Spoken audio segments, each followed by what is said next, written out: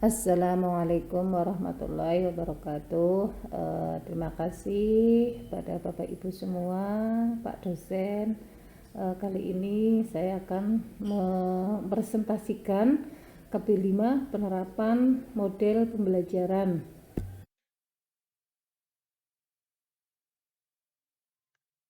Yang mau kita bahas dulu itu adalah model pembelajaran. Model pembelajaran adalah suatu pola umum perilaku pembelajaran untuk mencapai tujuan pembelajaran yang diharapkan. Di sini bahwa model pembelajaran itu bisa diartikan sebagai suatu perencanaan atau suatu pola yang digunakan sebagai pedoman dalam merencanakan pembelajaran di kelas.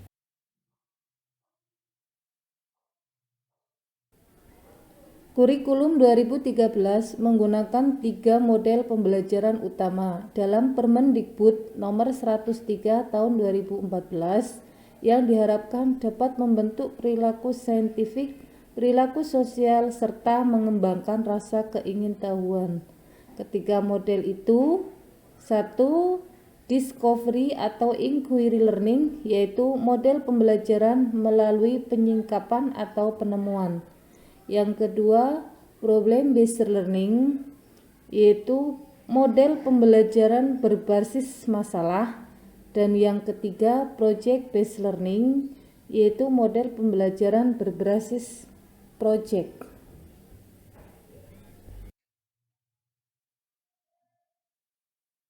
Untuk materi selanjutnya yaitu penerapan model pembelajaran. Penerapan model pembelajaran di sini melalui 3 model pembelajaran yang sudah disebutkan tadi. Dan untuk pertama itu penerapan model pembelajaran melalui penyingkapan atau penemuan, discovery atau inquiry learning. Penerapan ini ada 2 fase, yaitu melalui fase discovery learning dan melalui fase inquiry learning. Fase discovery learning itu 1. Memberikan stimulus, dan yang kedua identifikasi masalah, yang ketiga pengumpulan data, yang keempat pembuktian, dan yang terakhir nanti menarik kesimpulan. Dan untuk fase selanjutnya yaitu fase model inquiry learning, itu 1. Fase orientasi masalah, yang kedua pengumpulan data dan verifikasi, yang ketiga pengumpulan data melalui eksperimen, yang keempat pengorganisasian dan formulasi eksplanasi, dan yang terakhir melalui analisis proses inquiry.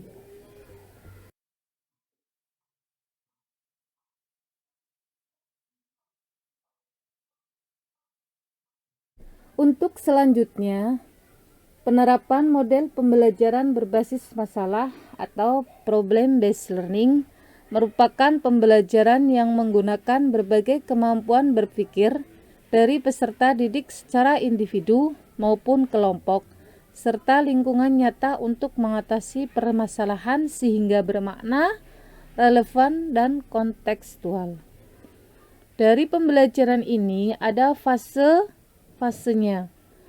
Fase model problem based learning dari Bransford and Stein, yaitu 1. Mengidentifikasi masalah, yang kedua menetapkan masalah melalui berpikir tentang masalah dan menyeleksi informasi-informasi yang relevan. Berikutnya, mengembangkan solusi melalui mengidentifikasi alternatif-alternatif, tukar pikiran, dan mengecek perbedaan pandangan. Yang selanjutnya, melakukan tindakan strategis dan melihat ulang dan mengevaluasi pengaruh-pengaruh dari solusi yang dilakukan.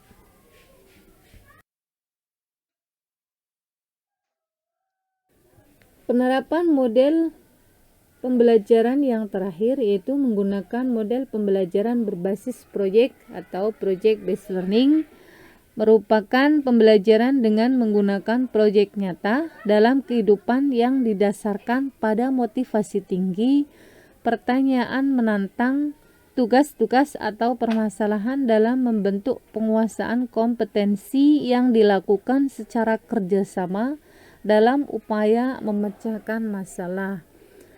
Dalam model pembelajaran berbasis proyek ini ada beberapa fase. Fase yang pertama yaitu penentuan pertanyaan mendasar atau start with the essential question. Yang kedua, mendesain perencanaan proyek. Yang ketiga, menyusun jadwal atau create a schedule.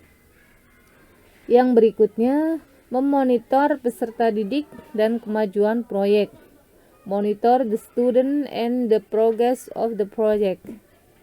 Yang selanjutnya, menguji hasil atau assess the outcome.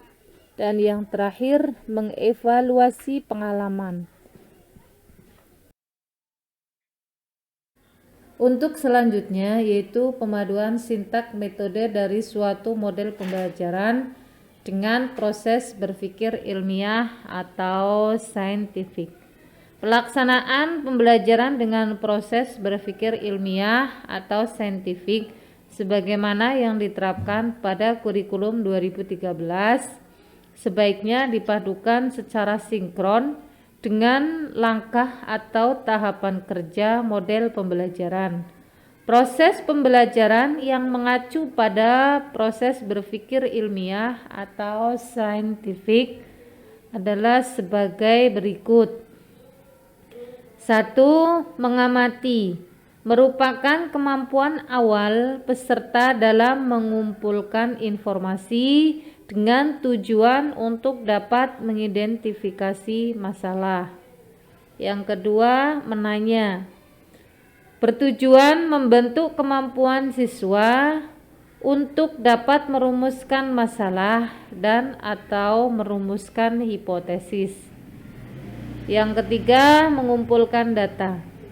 Bertujuan membentuk kemampuan siswa untuk dapat menguji rumusan masalah dan atau hipotesis. Yang berikutnya, mengasosiasi. Bertujuan membentuk kemampuan siswa untuk dapat menyimpulkan hasil kajian rumusan masalah dan atau hipotesis. Dan yang terakhir, mengomunikasikan. Bertujuan membentuk kemampuan siswa untuk dapat memformulasikan dan mempertanggungjawabkan pembuktian rumusan masalah dan atau hipotesis.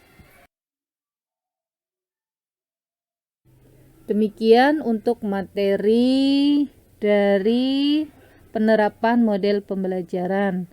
Dapat disimpulkan bahwa penerapan model pembelajaran dilakukan melalui 3 model pembelajaran. Yang pertama, melalui model pembelajaran berbasis masalah atau problem based learning. Dan yang kedua, melalui model pembelajaran berbasis proyek atau project based learning. Dan yang terakhir, model pembelajaran melalui penyingkapan atau penemuan atau discovery atau inquiry learning. Terima kasih pada Bapak Ibu yang dapat saya sampaikan. Kurang lebihnya mohon maaf. Assalamualaikum warahmatullahi wabarakatuh.